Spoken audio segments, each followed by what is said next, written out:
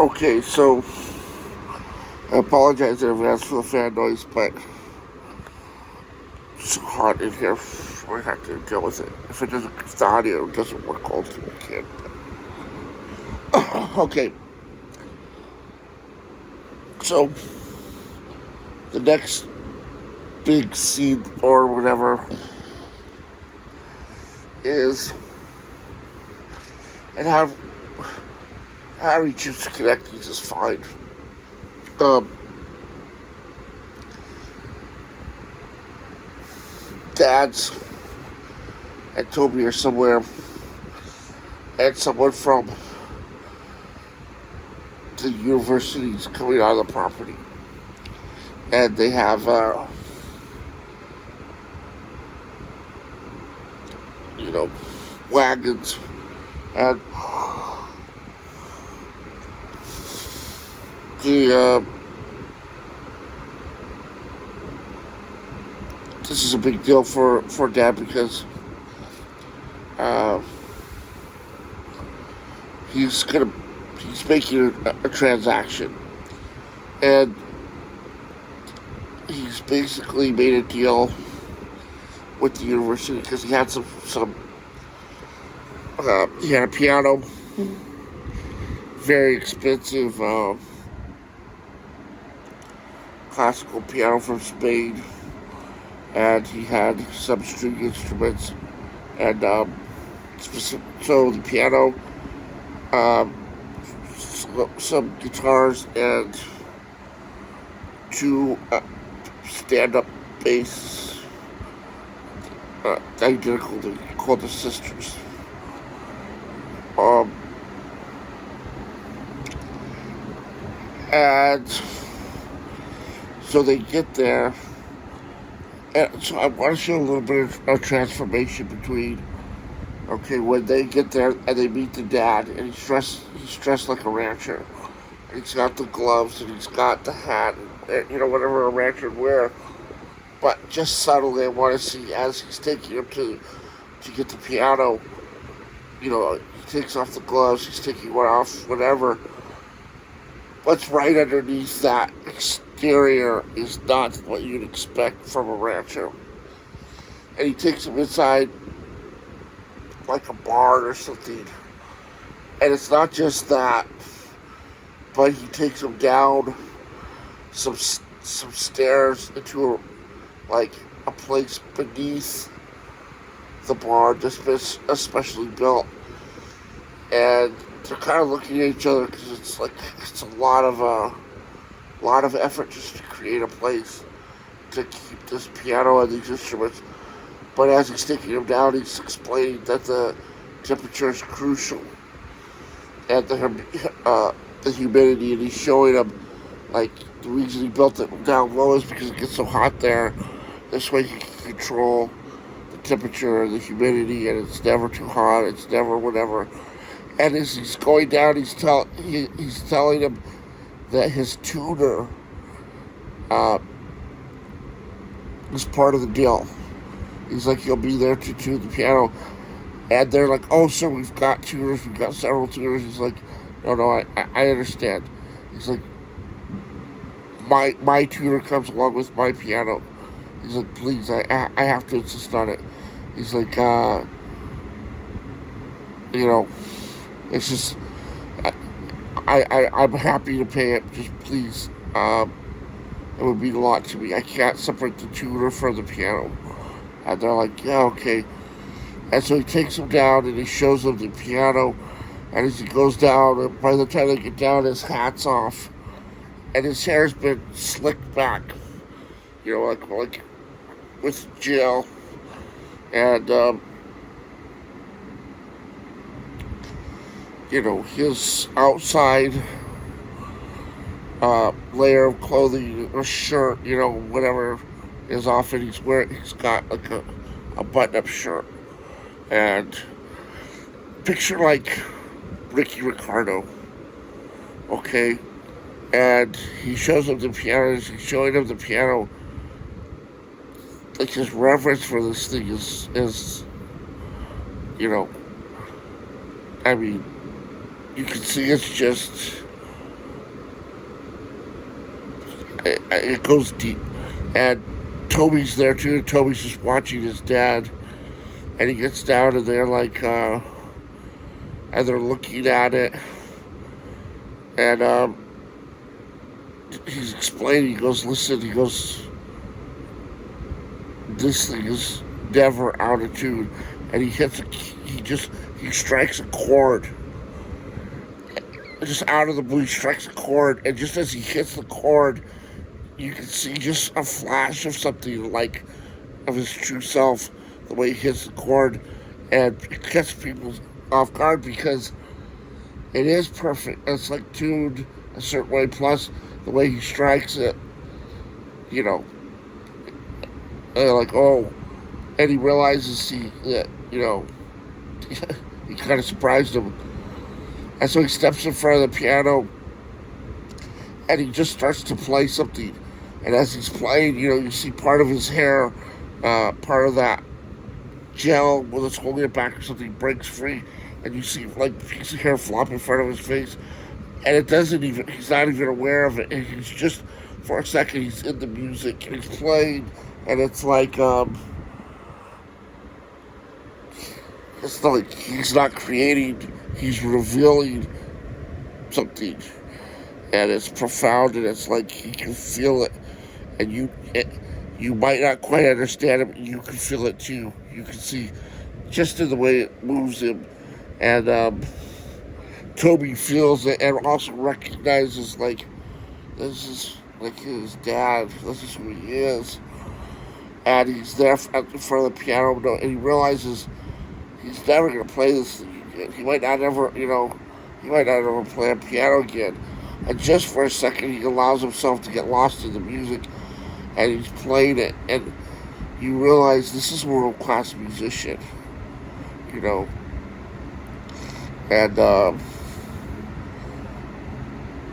nothing else matters for a second, except for what he's played. And when he's done, the people standing there are kind of like, they kind of mumble, and they don't want to be presumptuous and applaud, but they kind of do because they don't want to ignore the moment. And they're just like, and he looks at him and he says,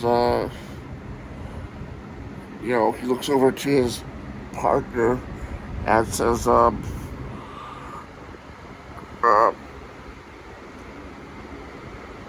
you have the sisters? I'm like, yeah, we got the sisters, and we got the guitars, and he's like, okay. And next thing you know, they're outside, they've got these things secured on the wagon, and whoever's there on behalf of the school or whatever's like, thanking him, and it's such a generous gift, and he's downplaying it, and they take it away, and Toby's looking at him. He says, "Dad, why'd you give him the piano? Why'd you give him the piano?" And he said, "Son," he's like, when he said it was a generous gift, like, I have to be honest with you, that's not entirely true." And he said, if I could have sold him, I would have sold him, but it just, the people who can afford to buy this kind of stuff, they're not in this area, and and what I would get for it is just not worth much. He's like, I just secured your college tuition. He's like, so when you're ready to go, he's like, it's already been paid for. And he said, so it wasn't just a gift. I'm happy they have it, and I hope they use it well. But I would be lying to you if I let you believe that I just did it to be generous. He said, I was looking after my self-interests and yours, and he said, that's it's okay, it's okay. And Toby can see is that, like, this is not easy for him, and we don't really get into it. We get the feeling like money's not what it seems like for him. In other words, he probably hasn't had the money that people think he's had. They probably assume he's a lot better off than he's been. Um, and he's probably having to sacrifice a lot of who he really is in order to try to give his family a certain level of things that are important to him. And we go from that into at night the family, and they've got their instruments. And you know, my grandfather could play piano, guitar, ukulele, a little, you know, um, I think he played violin too. He played all kinds of stuff. In fact, when he was in his 70s, maybe like 60s, he developed Parkinson's. And his one regret was he couldn't play instruments anymore. You know, that was his, that was the hardest thing for him. But he sang, and, he was very just, music was a very important part of his life. And, yeah, so, anyways, my great grandfather every night, that's what they did. Is him and his kids played music, and they all played different instruments, and they all shared, and they all took turns playing whatever, and he made sure they understood how they all worked, and that was as important to him as them going to school or doing anything. Was that their access to music was never in any way hindered. Um, I think I told you my dad and my grandfather. My grandfather, his son, gifted. Oh yeah, yeah. We talked about this. Your dad was the same way. Yeah, just they all, also gifted, shitty person, but amazing, lovely guitar player. Anyway,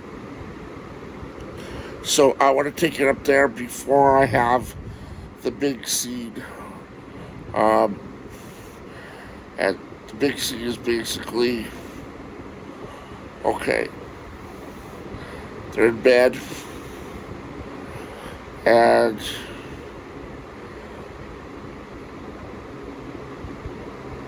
Toby's lying there in bed, and he just kind of wakes up, and he's lying there, and he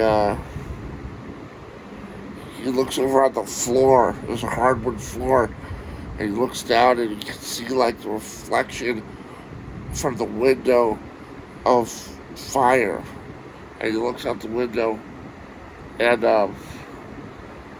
he wants to scream or yell, but he's just caught off guard. He's just standing there, and he gasps a little bit, and just then his dad bursts through the door, and he grabs him, and he pulls him out of the room, and he takes him down into the living room, and he's got the mom, and he's got everybody, and he's getting them together as quickly as he can, and trying to put jackets on him, trying to whatever, and he's got his oldest sons, and his oldest sons are getting guns together, and he's talking to them about the bullet, uh, the word for bullets.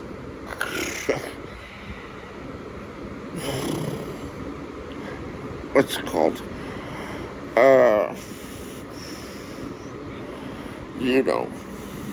Bullets, arrows, rocks, things you propel your enemy. Anyway, he's helping them get that together.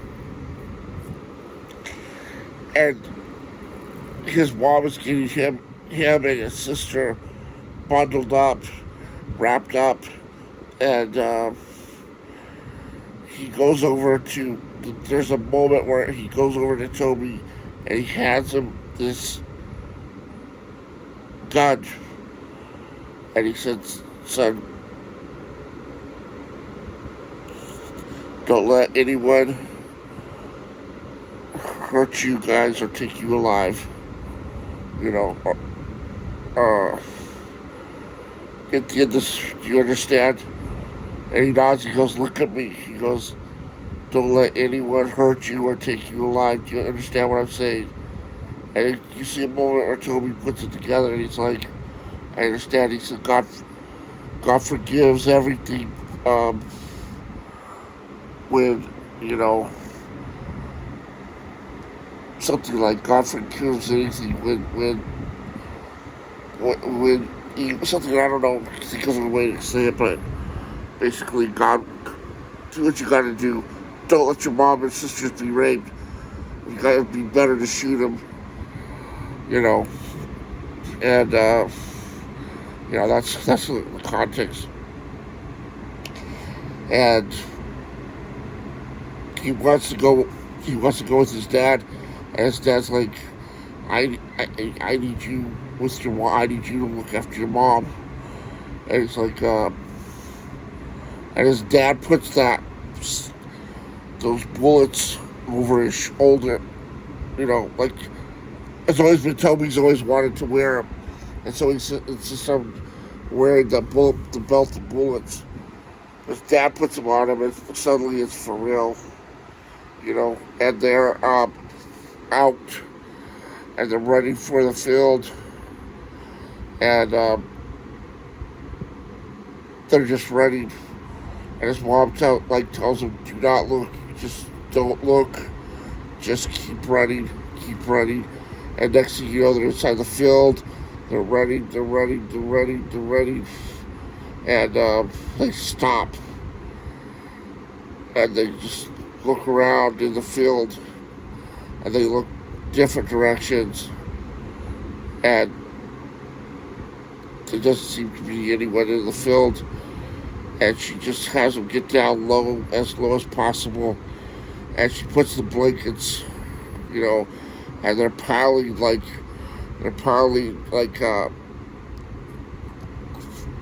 stuff from the corn husk or whatever you call them, the you know, they're making basically like a little pile, and they're getting underneath, and she's just holding them, and then like she tells them, don't look at anybody. No matter what you hear, don't turn your head, don't look, just you know, breathe, and you know, I don't know. I mean, you come up with something. I'm not sure what. I don't know what really she said, but I know that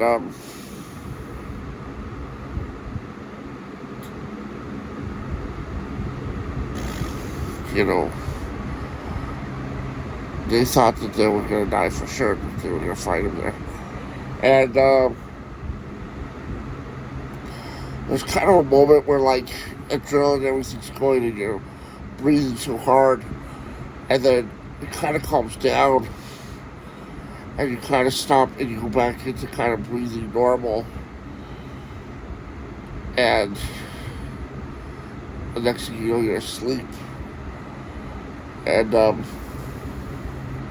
there's that moment when you wake up, and you're somewhere, you don't know where you are, and you're trying to piece it together, and you're not afraid or anything because you just don't know, and then all of a sudden it strikes you, and you're like, you know, well, the mom wakes up first, and she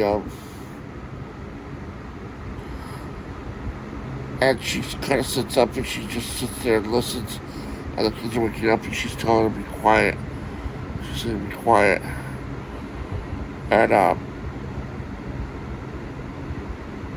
she's gonna go look, and then Toby wants to go with her. She's like, no, stay here with your sister. And she's like, I'm not going far. And the mom makes her way slowly on the ground, crawling like on her elbows, kind of just crawling down the thing. And she gets to the edge of the field. She looks around, and there's no one around there. And she kind of looks over towards where the house is, and she can't really see it, so she has to kind of back up a little bit and kind of come around, crawl back around to a better spot, and crawl back out of the field. And when she crawls back out of the field, you can see, like, as she's getting there, she's starting to be able to get her vision towards the house, and it's just smoke and smoke. And when she finally gets to where the house is, it's completely gone. She can't see anything. And she's like, her thought is just, oh my god, the house, And she doesn't even, she's in shock, obviously. But she gets up and she kind of is like, she's looking around. There's nobody there. And she kind of gets out of the field and gets up and kind of walks over towards the house. And that's when something catches her attention. And she like looks over, and we don't show it, but we see an elbow in the tree, and she's like, when she finally sees it, it's horror, and we see notes on her chest, and like one of they say, like, they just have revolutionary slogans on them, whatever that would be. I'll find out more specifically. And that's when she I don't know how to end that scene.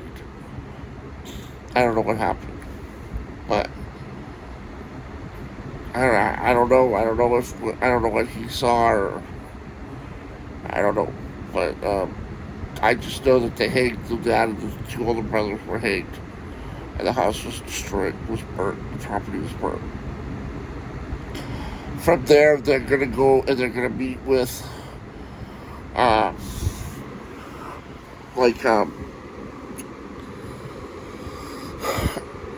don't know if it was an orphanage or what it was, but something to do with the church where the nuns, the priest are. And as she's talking to them, they're very compassionate. And the priest says, you can stay here as long as you want. And, you and the girls. And it's like, but is there somewhere you can take your son? Because I have to be honest with you, having your son here is too dangerous for everyone. Because if they know that Mr. Romero's son survived, he's a liability, even though he's a little boy, they're gonna want to eliminate it. And if that brings there, that can bring danger for all of us. They're like, so we just can't, you can stay here a night or two, but you gotta find a place for him. Otherwise, it's going to be too dangerous for us. And she's like, but I have nowhere to take him. And he says, I understand. He said, let me try to ask around. He's like, but I got to be honest. People are, it's going to be hard to find anybody that wants to take him in because of the danger that, he's going to be in. And so, let's just take it up to there. That's probably going to be pretty close to the halfway point. It should be anyway. So, yeah, okay.